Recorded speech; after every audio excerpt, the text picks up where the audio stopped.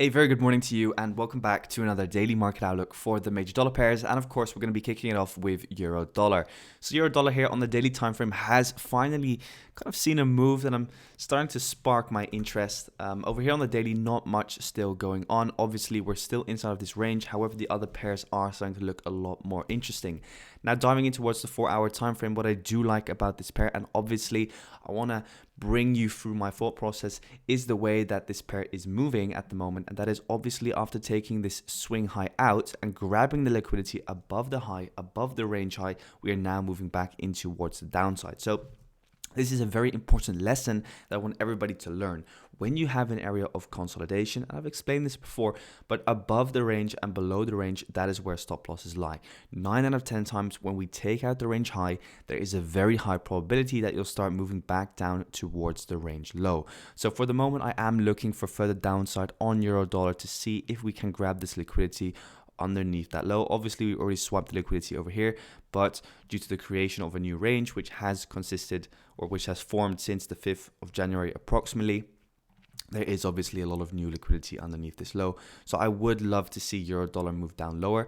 Obviously, with the war in the Red Sea, what's happening with Yemen and with the Houthi rebels, is that the dollar is strong, and that is the main reason why the dollar here is being strong and why euro dollar is moving in towards the downside. Now, obviously over here on the 4-hour time frame, we've grabbed pretty much liquidity underneath the lowest low over here, so we could start seeing a reaction back in towards the highs. Now, for the rest of today and the rest of the week, what I'll just be doing is following the overall order flow. So over here we have our order flow. This is our fractal high, the high of this bullish candle. So preferably you want to see a pullback and then a further downside continuation. That is maybe the short that I would take. Going in towards the 15-minute time frame, we then have to look and see, okay, 15-minute trend, obviously we're just ranging. Let's say we do see one more push up, we could start to see and see if we react to that 4-hour order block and then get that 50-minute trend shift. But euro dollar, it is what it is, still rangy, but the other dollars pairs are starting to break out. So let's move in towards those now. Going in towards the dollar index, first of all, by the way, what we can see in the dollar index is that we are pushing up higher. It does look like we are ready to break out. If we do start closing above this highest high, which I really would like to see, then I will be looking obviously for this area of supply to get reached next.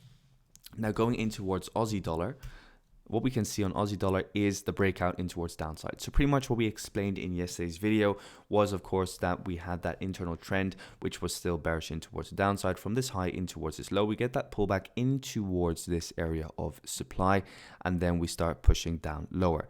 Now, we saw that breakout, that break below these lows, which I mentioned yesterday. We had this area of supply, pushed in towards that supply, and then started pushing back down again.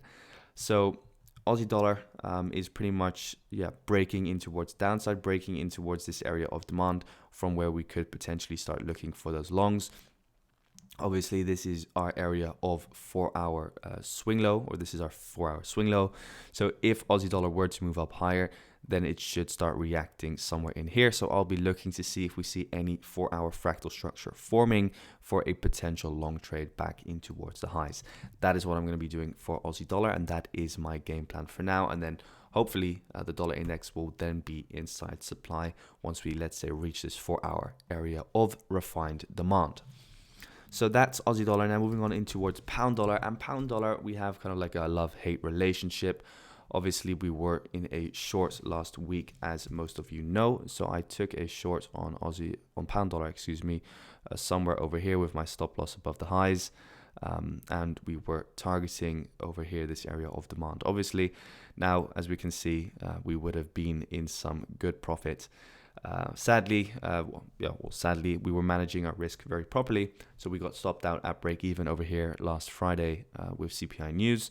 So it is what it is, just moving in towards the downside. So the overall intention of the analysis was correct. So what you can see is indeed after swiping the swing high, which obviously a lot of liquidity was situated above, that reacted, or that provided us with, let's say a form of supply. So this was a form of supply above that high, and then we had a lot of liquidity resting underneath these lows, obviously also with this low over here and this area of demand. Now that we've pushed down lower, we can start to look for a potential long from this area of demand. it should provide us with a reaction, for example, at least back in towards here. So you can start looking at the 15-minute time frame for a potential long on the lower time frame. Obviously, the highest probability longs will come once we reach back down lower in towards this zone, which is fully fresh. Now, going lower in towards the 15-minute time frame, what you would need to see for a potential long trade is going in towards here, looking, okay, do we have an area of 50-minute demand? Well, obviously, you have, let's say, the body of this candle acting as your 50-minute area of demand all the way in towards its lowest wick. Now, going back towards the right, you see there's still some room for pound dollar to move. So what you now want to see is kind of like a corrective price action in towards downside, then that shift in market structure, and then trade that pullback back in towards this area of supply over here. That's what I'll be looking for on pound dollar. If we get something like that, I would be happy to take a long back in towards this area of supply. Otherwise, if the bearish momentum just remains very high, we'll obviously be waiting for this zone to get hit. If we do pull up higher, then maybe one more shorting opportunity in towards the downside, in towards this area of demand could show.